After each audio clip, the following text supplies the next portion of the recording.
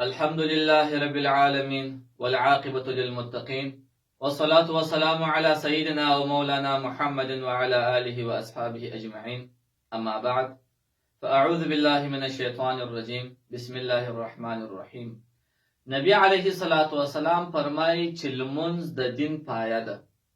لمونځ د اسلام په بناو کې تر کلمې طیبې تر لا اله الا الله محمد رسول الله وروسته ډیر لوی اهمیت لري او لوی بنا ده. نو فرض او سنت المونځ، دا فرض او سنت المونځ په کومو شانو کې یو د بل سره موافق دي او په کومو شانو کې یو د بل سره فرق لري. څوک یې؟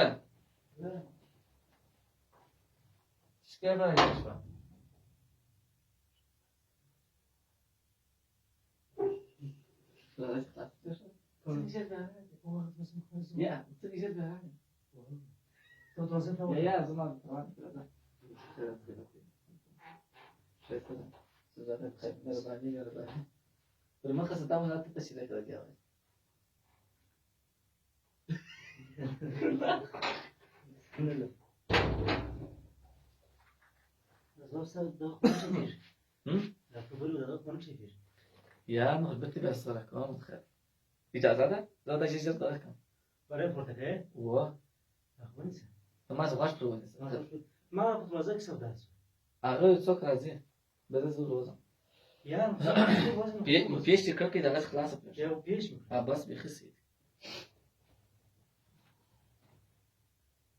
انت نه مره ولا خدای نه بولم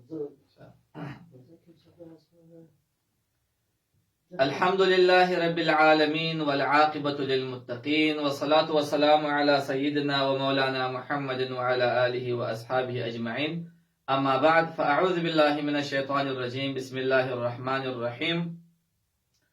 المنز دیر ډولونه لري. فرض المنز دی، واجب المنز دی، سنت المنز دی، مستحب المنز دی. زه فقط غواړم چې د لمانځه دغه دوه ډولونه سنت او فرض، د فرض علاوه نور ټول منځونه په سنت او نفل مانځه سره یادېږي.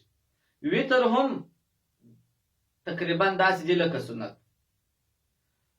نو فرض او دا سنت المنځ په خپل مابینځ کې په کومو شانو کې یو دي سره او په کومو شانو کې یو د بل سره جلا دي. فرض المنځ په عملی ډول یې کول داسې دي لکه سنت. سنت المنځ او فرض المنځ په عملی ډول کې هیڅ فرق نشته.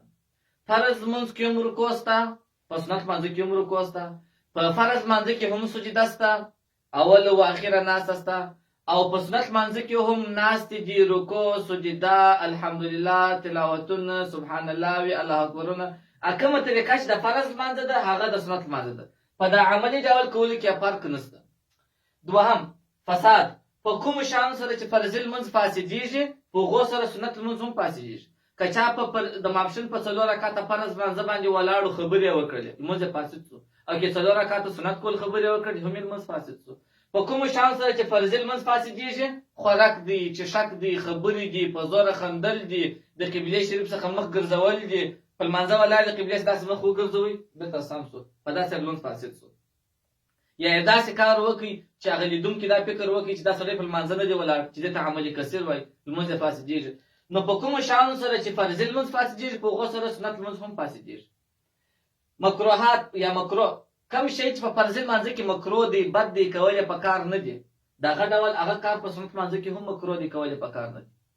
کم شان چې په فرض المنځ کې واجب دی هغه په سنت المنځ کې هم واجب دی. کم شان چې په فرض المنځ کې سنت دی هغه په سنت المنځ کې هم سنت دی. کم شرطونه چې فرض المنځ لري هغه شرطونه سنت المنځ هم لري. مثلا د کالو پاکوالی د لمانځه شرط دی. که فرض لمونځ کوې که سنت لمونځ کوې کالي به دې پاک. د بدن پاکوالی د فرض لمانځه دپاره هم شرط دی، د سنت لمانځه دپاره هم شرط دی. مخ پر قبله درېدل دا د فرض لمانځه دپاره هم شرط دی او د سنت لمانځه دپاره هم شرط دی. د لمانځه ځای به پاک وي، که فرض لمونځ کوم هم به ځای پاک وي او که سنت لمونځ کوم هم به دا ځای پاک وي. دغه رنګه رکنونه د لمانځه که فرض لمونځ کوم او که سنت لمونځ کوم رکنونه یې یو رقم دي. لومړی الله اکبر ویل دا رکن دی په فرض لمانځه کې. نو دغه رنګه دریم ترک یې ګناه ده. لکه فرض لمونځ پرېښودل چې ګناه کبیره ده، دغه ډول سنت مؤکد دا 12 رکعاته سنتونه پرېښودل بې له عذره دا هم ګناه ده. البته تر فرضو پرېښودلو د دې ګناه څه کمه ده، خو ګناه ده، پرېښودل یې پکار نه دي. 2 رکعات د سهار سنت سخت مؤکد سنت دې پرېښودل یې بې له عذره جواز نه لري، یا وخت تنګي کې څوک پرېږدي پروا نه لري، خو بې له عذره او بې پرېښودل څوک بې پرېږدي نه. د ماپښین 4 رکعاته سنت دي، بیا 2 رکعاته سنت چې ټوله 6 رکعاته سنت دي د ماپښین دا به هم سړی نه پرېږدي، دا یې 8. 2 رکعاته د ماښام دي سنت مؤکد، دا یې 10. 2 رکعاته د ماخوستن دي، دا یې 12. دغه سنن رواتب دا 12 رکعاته سنت دا نبی علیه الصلاۃ والسلام ډیر ترغیب ورکړی دی چې کوی استې که چا دا 12 رکعاته سنتونه کوله الله تعالی جل وعلا شانه به جنتونه ورکړي. او د هر سنت بیا ډیر تاکید کړی دی. نبی علیه الصلاۃ والسلام فرمایي که چا د ماپښین دا 4 رکعاته سنت نه کول زما شفاعت به نصیب نشي. ته ګوره دا د سنت پر اهمیت دلالت کوي. سړی به د کالی په خاطر نه پرېږدي چې د لاس نه کېږي سنت یې پرېښوي. دا سنت لمونځونه دا زموږ د فرض لمونځو دپاره اتمام کوونکي دي، پوره کوونکي دي.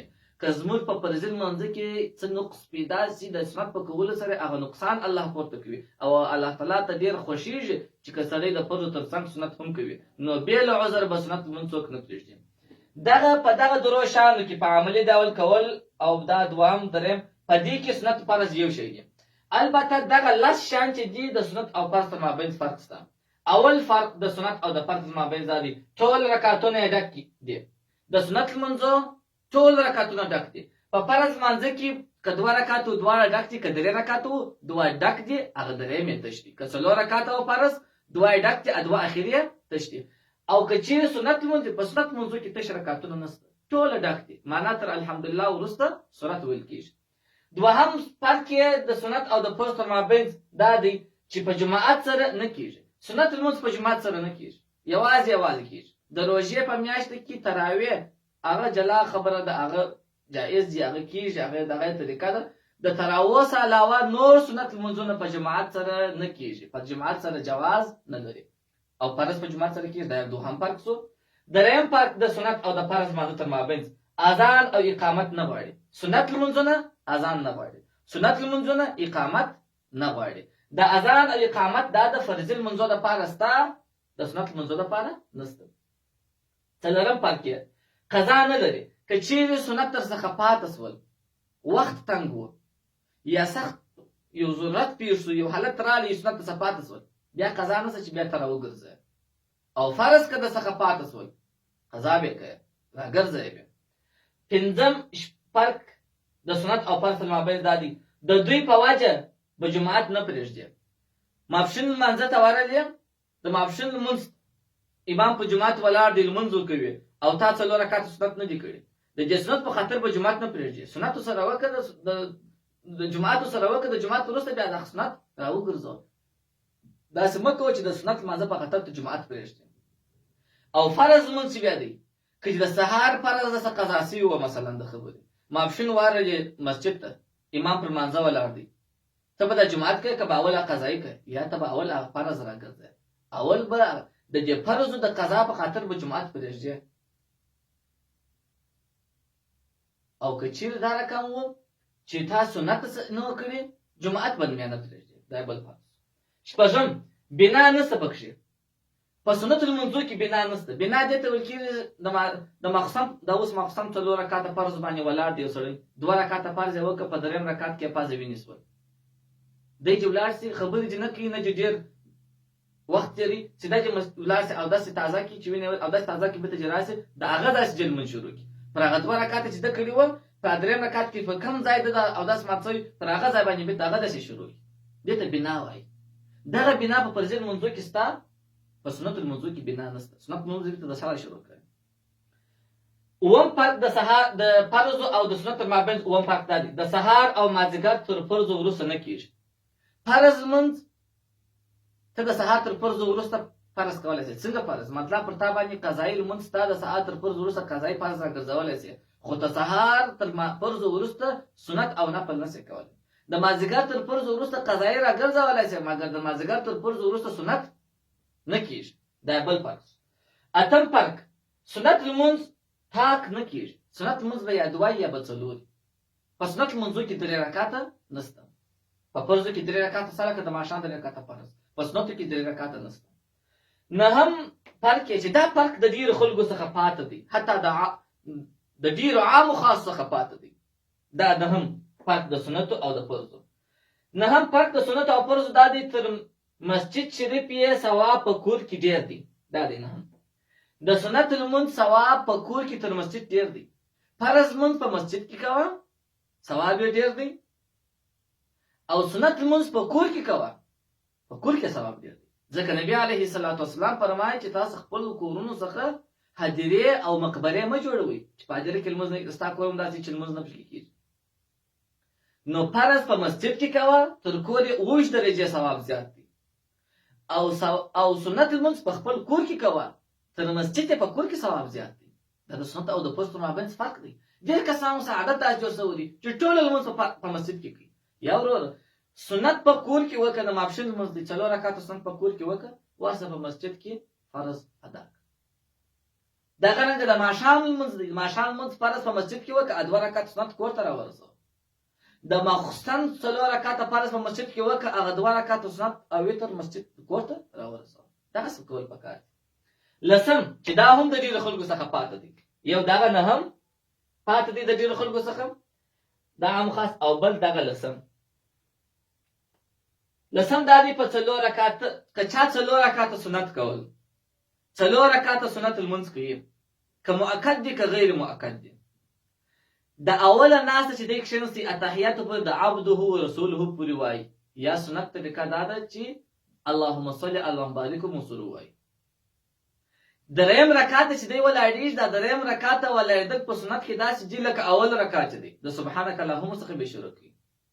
دغه هم د ډېرو عامو خاص څخه دا مسله پاتې شوې ده، په داسې حال کې چې هغه معتمدو فتاوا ټولو لیکلې ده چې دغه مفتابهي قول دا دی. رد محتار دا مسله لیکلې ده، شرح وقایه دا مسله لیکلې ده، محیط برهاني دا مسله لیکلې ده چې مفتابهي قول دا دی چې که چیرې چا سنت 4 رکعاته کول، په اوله ناسته کې به اتحیات د عبده رسوله وروسته به اللهم صل اللهم بارک وایي، او دریم رکعت چې ولاړ سو، دا دریم رکعت داسې دی لکه اول د سبحانک اللهم څخه به شروع کوي، اعوذ بالله به وایي، بسم الله به وایي، بیا الحمدلله پسې وایي، د لمونځ پوره کوي.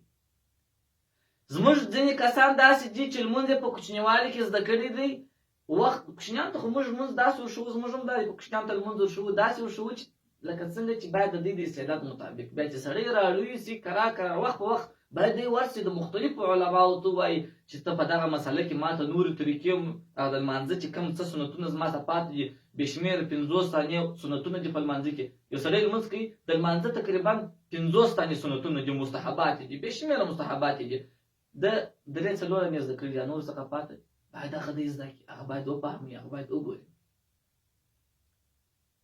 باید وخت په وخت د خپل د لمانځه په اړه باندې د علماو څخه معلومات وغواړي، او د خپل لمونځ علماو ته تیر کړي چې زما خو داسې لمونځ زده کړی دی، زه غواړم چې نور هم دا زما په لمانځه کې یو څه نقصان نه وي یا کوي هغه څنګه رفع کېږي، او که دا زما لمونځ صحیح دی، نور هم چې دا کم کتابو چې دا مسلې لیکلي دي او هغه مفتابهي طریقې دي هغه هم ماته راوښیه، نو بیا به انشاءالله الرحمن لمونځ بیا په سنت طریقه برابر وي. الله تعالی جل وعلا شانه دې موږ ته توفیق راکړي چې لمونځ په خپل وخت او سره تر سنتونو، واجباتو، فرائضو، رکنونو، شرطو ادا کو. السلام علیکم ورحمت الله وبرکاته.